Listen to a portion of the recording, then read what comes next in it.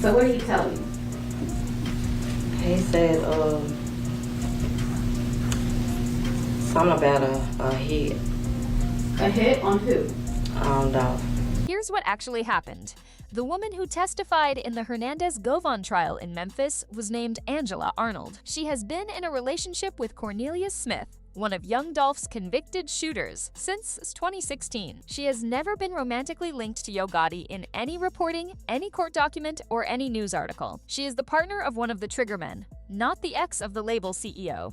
The woman who is publicly known as Yo Gotti's most prominent ex-girlfriend is Angela Simmons, the reality TV star, daughter of Run DMC's Reverend Run. The two went Instagram official on New Year's Eve 2022 and were together for roughly 2.5 years. Simmons confirmed the breakup in June 2025 on Angie Martinez's podcast, said it was her decision to walk away, and described it in personal terms.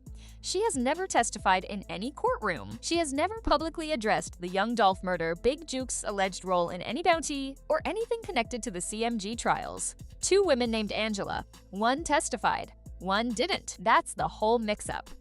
And it matters because the actual testimony that came out of that courtroom is a real story that deserves to be told straight. Angela Arnold took the stand on day 2 of the Hernandez-Govan trial in Shelby County Criminal Court. Govan was the alleged middleman, the man dem prosecutors said had recruited the shooters and run communications between them and Big Juke. Big Juke is Anthony Mims, Yo Gotti's older brother and a CMG executive, who was killed in January 2024 before any of this reached trial. Arnold was up there because she had been with Cornelius Smith for years and had heard things. The prosecutor locked in her relationship with Smith, then asked whether Smith had ever discussed his conversations with Govan. She said yes. Then the question came, what did he tell her? She said Smith told her something about a hit. On who? On Dolph. She said the dollar figure she remembered Smith mentioning was somewhere between $1 million and $9.5 million, though other testimony and reporting put the actual bounty at $100,000. The discrepancy mattered to the defense later. What she confirmed was the substance. Smith had told her a hit was being arranged before it happened. Then she laid out the chain of command as Smith had described it to her. Smith never had direct contact with Big Juke, the way she explained it. Smith would talk to Govan, Govan would carry the message up to Big Juke, and Big Juke's response would come back down through Govan the same way. Big Juke was allegedly calling the shots from the top. Govan was the only link connecting the shooters to him. On the morning of November 17, 2021, the day Dolph was killed, Arnold was at Smith's father's house in Memphis. She remembered Smith getting a phone call that morning. She also remembered a white car pulling up across the street.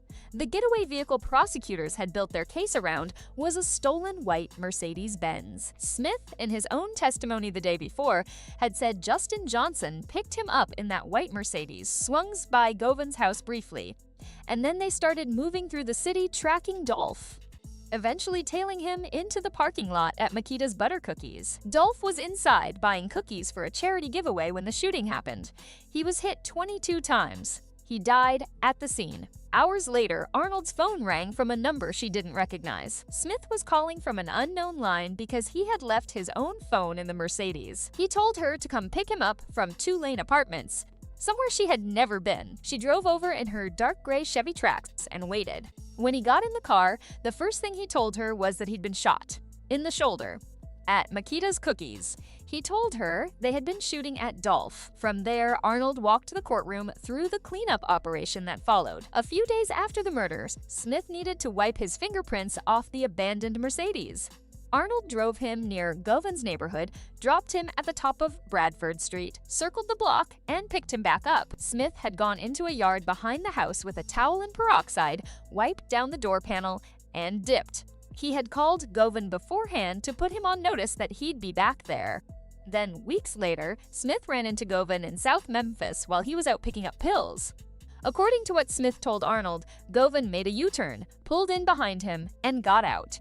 He told Smith he'd been looking for him, asked if he was good, then said, "I don't know what you would have heard, but I ain't said nothing." He promised the money was coming and mentioned sliding through Prive, Yo Gotti's restaurant in Memphis, to settle up.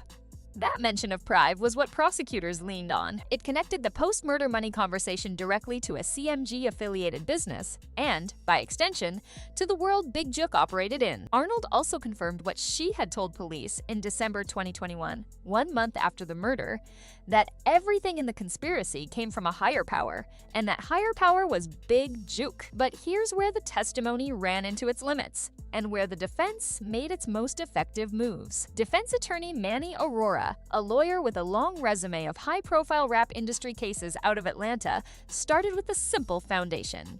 He got Arnold to confirm she didn't want to be there that day. He got her to confirm she had watched the start of the trial on TV, and then he put the central weakness on the record in one exchange. He asked her if everything she had testified to was essentially what Cornelius Smith had told her. She said yes. That single admission was the whole ballgame for the defense. Angela Arnold had no direct knowledge of any plot, any payment, or any meeting with Big Jook. She had never spoken to Hernandez Govan in her life. Every piece of information she had came through her boyfriend, a man who, by his own admission in court, had given different versions of events to police across 4 separate interviews from December 2021 through August 2022, before finally testifying under oath in 2025. Aurora also surfaced a detail that complicated the picture further. Smith had allegedly told Arnold at some point that he'd heard Govan was a federal informant. The implication: Smith had motive to shift blame onto Govan rather than absorb it himself or split it evenly with Johnson. Smith's own credibility had also taken hits throughout his testimony. Letters he had written to his sisters from his cell referenced conversations about working with the feds to reduce his exposure. When pressed about those letters, Smith said he was just talking out loud, not speaking literally. The defense pushed back that a jury couldn't reliably trust someone whose statements had shifted that many times. After about 3 hours of deliberation, the jury acquitted Hernandez Govan on all charges. The jury foreman explained the verdict to a local reporter plainly. The case lacked corroborating physical or independent evidence outside the cooperating witnesses. Smith's evolving story and Arnold's second-hand account weren't enough to convict beyond a reasonable doubt. Govan, in a later interview, said he had to pinch himself when he heard about the indictment because he knew the allegations weren't true. He also directly denied a rumor that had been circulating online, that Yo Gotti or CMG had paid for his attorney. He said that was not true, that neither Gotti nor anyone from CMG had given him a dime connected to his legal defense. As for Yo Gotti, the man whose name has been attached to this story across every viral headline, the actual legal record is straightforward. He has never been charged in connection with young Dolph's murder. He has never been named as a suspect in any court document. The lead investigator in the Govan trial, retired MPD Sergeant Terrence Dabney, testified specifically that Big Jook was a suspect, not Gotti. Gotti himself has never addressed the Dolph case publicly. He's been enrolled at UCLA's Anderson School of Management since late 2023 and has kept his public statements focused entirely on music, business, and his philosophy on economic opportunity in hip-hop. What the real story adds up to is this: young Dolph was killed. 2 shooters, Cornelius Smith and Justin Johnson, were convicted. The alleged middleman, Hernandez Govan, walked free. The man identified in court testimony as the alleged source of the bounty was Big Jook, who was killed in January 2024 and was never charged or interviewed before his death. And Yo Gotti has not been charged, named as a suspect, or implicated in any court document.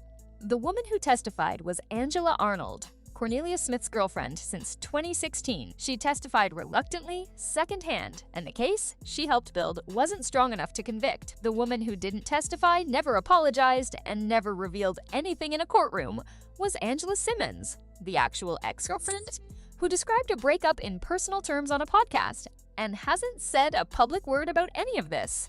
That's the real story, not the title. The title. Drop your thoughts in the comments. Subscribe for more breakdowns that go past the headline and into what actually happened.